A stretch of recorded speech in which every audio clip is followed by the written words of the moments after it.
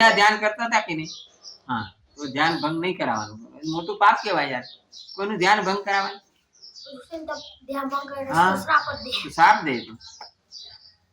ને બીજી વાત, એનાથી આગળની વાત કે કોઈ આપણું ધ્યાન ભંગ શું કામ કરાવે? અવધૂતે 24 ગુરુ કર્યા.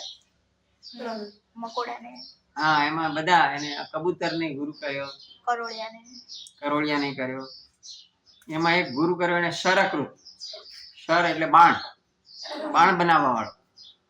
એમાં વાર્તા એને એવી લખેલી છે ભાગવતમાં કે રાજાની સવારી નીકળી નગરમાં અને એક ખૂણા પર બેઠો બેઠો એક બાણ બનાવવા વાળો બાણ બનાવતો હતો.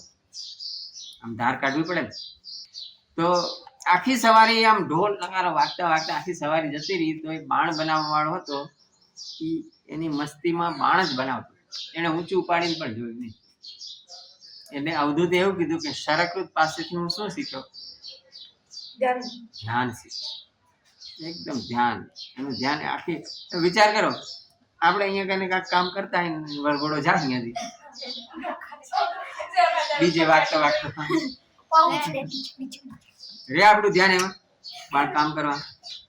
બોલો શરકૃત એવો હતો કે શર બનાવતો જ તો એને બિલકુલ ધ્યાન હટાવ્યું. એટલે આપણું ધ્યાન શું કામ આપણે નહીં હતું.